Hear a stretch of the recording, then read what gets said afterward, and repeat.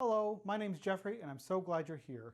Today we're going to be making a shirt using an unprinted pattern from the 1930s, 2 yards of white cotton poplin from Mood Fabrics, and a zipper. We're going to be using this for the center front closing instead of the standard buttons. So let's get started by taking a closer look at the sewing pattern. This is the pattern I'm using today. It is an unprinted pattern from the 1930s, Simplicity 3090. When I got this pattern, it was actually factory folded still, and the very first thing I did was take it out and unfold it and trace the pieces off, because that's half the fun of getting these old patterns. If you've never seen an unprinted pattern before, I laid a piece out on the bottom left. You can see the pattern identification, the letter H is just perforated out of it, and then the little sizes and placement of the different holes indicate different pattern information, and the notches are literally just notched out of the side of it. Seems complicated at first, but once you get used to using them, they're actually very easy to use, very nice to look at. Not all the confusing lines like you get on modern patterns. Another great thing about these vintage patterns is the instruction sheet. I'm going to go through a more detailed look of that right now. Starting up here, you get the style lines again, and they give you the steps for reading the pattern before you get started. This area is very helpful. They give you all the pieces laid out. They also tell you what the marks mean, and they give you the seam allowances. They give you a basic guide for making fit adjustments, basic guide on cutting fabric correctly, making tailor's tacks to transfer the pattern information onto the pieces. Then they give you the cutting layout. On the back, you have all of the instructions. Very dense, but very comprehensive. The illustrations are very helpful. Now, at first glance, compared to modern instructions, this seems really overwhelming and complicated. But what I found is that they're actually easier to use. The modern sewing patterns tend to simplify the instructions, but that doesn't necessarily make it any easier to make the garment. It just sort of leaves out important details that would make your life easier. So I really like these denser instructions, and I feel like I end up getting much nicer, crisper finished garments because they don't skip little steps trying to simplify it. I have all my pattern pieces cut out of cotton muslin. I'm going to machine baste these together and do a fitting. This pattern is a large. I normally wear a medium in modern sizing. I don't know how that will be different for vintage sizing, although just measuring them, it seems kind of big even by the standards of a modern large pattern. But I want to put it together as intended and fit it and see what it looks like, so I can get a feel of what the vintage fit is supposed to be before I go through and overthink it and do a modern fitting to it and ruin that vintage appeal. I have the mock-up done and there are no surprises. It's really big on me, but the good news is the collar fits. And that's true of modern sewing patterns for me as well. The large size collar will fit, but the medium size body fits. But because it's harder to grade up the collar size than it is to grade down the body, I will normally go with a large size and then just shrink the rest of it down, which is exactly what I'm going to do with this. Now, because this is loose, even by the standards of a modern large, that tells me that I should make it a little bit loose by the standards of a modern medium.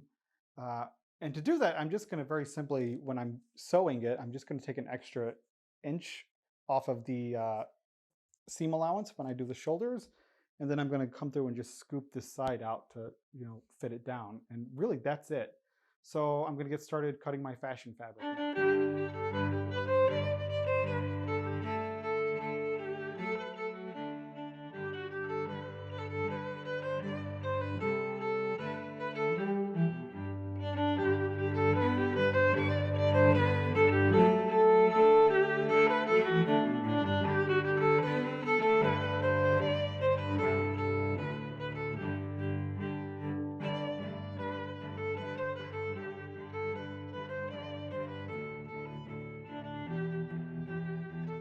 Now my pattern pieces are all cut out. I'm just taking a break for a minute to have some lunch and to get out of the sewing room. It's kind of a small space and it becomes a hot mess really quickly if I don't stay on top of it. So after I'm done with lunch, I'm going to relax a little bit, and then I'm going to go back in and clean and organize things so it's more bearable to be in there. I just got done cleaning and organizing my sewing room, and now I am about 0% motivated to do any more sewing today, so I'm not going to. But while I was organizing things, I came across this stack of fabric that I need to put away, and I thought I could go through that and I would still feel like I'm doing something productive, even though I'm being kind of lazy. So there are actually two different piles here. One is an order I bought from mood.com, and another is a stack of fabrics I got from the thrift store yesterday. So the first one is this like slate blue cotton twill. I got this to make a pair of Civil War Union trousers, and they're typically sort of a lighter blue color. I don't think this is the exact color, but I wanted something nice and modern so I can wear them as an actual, you know, day-to-day garment. And I'm pretty excited about it. There's a really nice heavy weight for the trousers. I really like the color. I think it's a good nod to the historic look while still being modernized. So happy with that. Next, I bought this to make a sack coat out of the Union fatigue blouse. I feel like they called it a twill on the website, but it is very much lighter weight than I was expecting. It's not, I don't think it's appropriate for a coat at all. It is a beautiful fabric. It's an Egyptian cotton. I really like this sort of dark indigo color. The last fabric I got from Mood is this viscose. It's an olive green, although it looked much more brown on the website. They called it olive, but you know, when a website calls something olive, it can be anywhere from like poop brown to forest green. You're never 100% sure.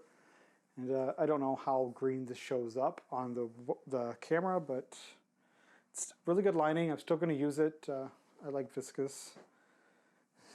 So moving on to the fabrics I got from the thrift store.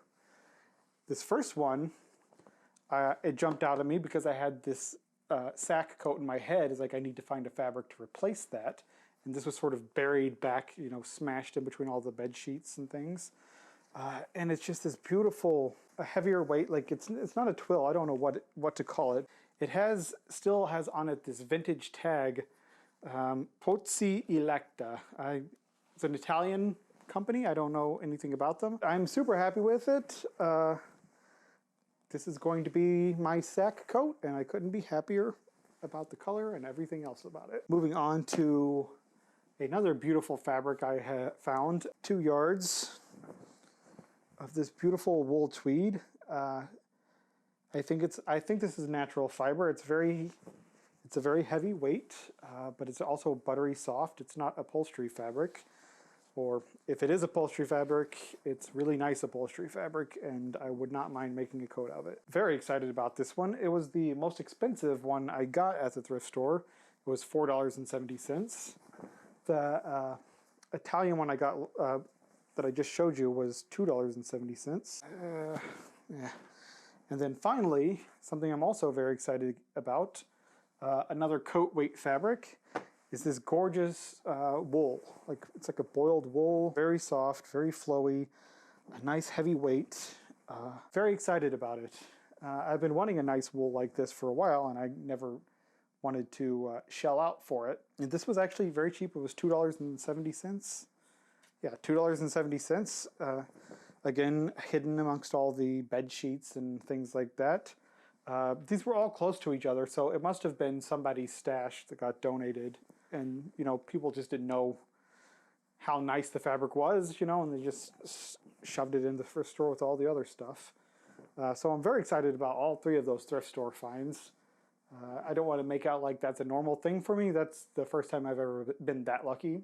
I found a couple of other nice pieces here and there, but never anything like this. I think that's going to be everything for today. I'm going to take what I filmed and edit it up a little bit so I don't have a giant pile of editing to do at the end. I'll start filming tomorrow and continue with the shirt, unless I change my mind and start filming again tonight, continuing with the shirt. Who knows? We'll see.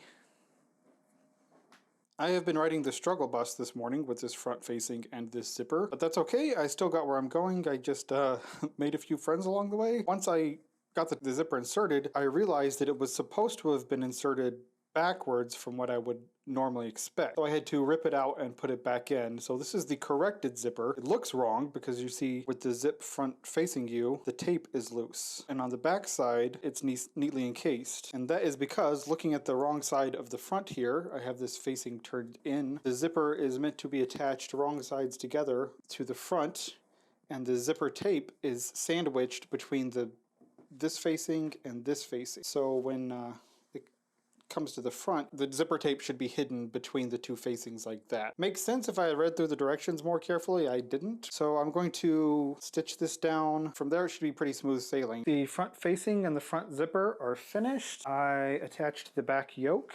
This pattern had it gathered in instead of pleated, and I'm absolutely awful at gathering. I thought I would give it a try, get some practice at it. I never liked the way it looks, but there you go. This is a really weird collar. It's all one piece instead of being an upper collar and under collar. And then it called for interlining one half of it. I just use a cotton muslin for the bottom of it. So I'm going to get started with the next steps, attaching the shoulder seams and get to work on the collar.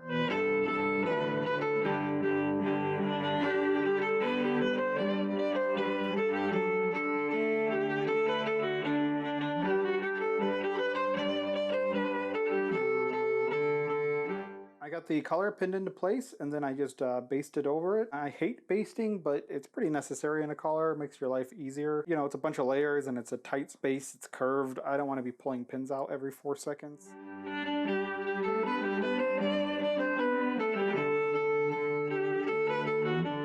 We are in the home stretch now. This area where all the complicated stuff happens is all sorted out. Now it's time to do the side seams and do a little bit of a hem and a cuff on the short sleeves. Now with the sleeves laid out flat, I made the cuffs, then I sewed the side seams. And it's at this point that I normally do a final fitting. As you can see, it's still pretty loose. I used a full 1-inch seam allowance when I made these side seams. And I think I'm going to go through and do another full 1-inch seam allowance. That should tighten it up nicely. 2 inches off the width in total. I'm not going for a super tight, like fitted look. I still want it to be a little bit loose and comfortable, but I can play with it just a little bit. When I did the shoulder seams, I did a fitting too, and I'm happy with where they hit. If I were doing a tighter, more fitted shirt, I would bring them up, you know, 1/2 inch to 1 inch or so. But I like where they're sitting with a little bit of a drop. I've also noticed now that I'm wearing this shirt that if I'm not careful, there's a little bit of a risk of me catching my chest hair in the zipper, which would be no bueno, and maybe that's why zippers aren't super popular through this area. It's easier to stick with buttons. So I'm going to go through, do another fitting, and when I'm happy with the way it looks, I'm going to hem it, and then launder it, and see how I like it, and depending on how it comes out, I might dye it gray, I might not. Here's the finished shirt. It's got a nice fit to it, but it's still loose and comfy. It's a nice summer shirt.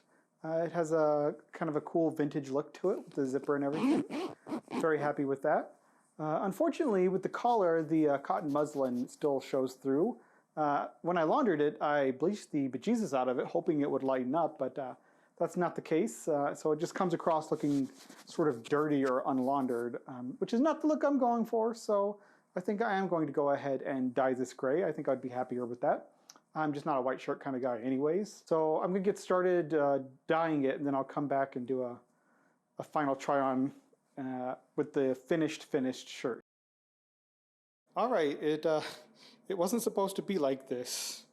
What happened is I dyed it gray, and it was a nice gray color, except it had little red spots all over the place, like what happened last time I dyed something gray.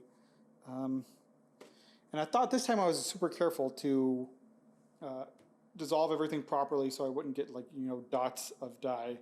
But that wasn't the case. It still did, and there was, you know, some big spots like front and center that I just couldn't live with. So I thought, okay, I'm going to bleach it to get rid of those spots and see what it looks like. Maybe it'll just be a lighter gray, who knows. But that is definitely not the case. So I'm going to get more dye. I take the red line to get around, and there's a Michaels off of a red line stop, fairly easy to get to. Hopefully they have fabric dye. If not, I don't really want to go to Joann Fabrics. It's all the way down on Roosevelt, and that's a hike and a half to get down there and back. Vogue Fabrics closes at 5. That's off the purple line, though. It'd be easy to get to, but they close early. Good morning. If you're still watching at this point, thank you so much for sticking with me. As you can see, this shirt is not gray. I tried to re-dye it. I don't know what happened. I can only describe the process as a descent into madness. I did film some more of the steps last night. My microphone wasn't on. Perhaps that's for the best. So this is the color I have. This is the color I'm going to live with. Not what I would have ever thought to go for. I actually kind of like it. I'm kind of digging it a little bit. I am going to remake the shirt though, using a gray fabric from the beginning. And although I'm very happy, you know, the fit and the feel of the shirt, I'm really happy with the zipper. The collar's a bit much, you know. It's okay. It's just, you know, a lot flapping here that I could live without. So I'm just going to shrink the collar down to just be one little like stand collar sort of thing. I don't know. I'm going to take a break for now. Thank you all so much for watching this.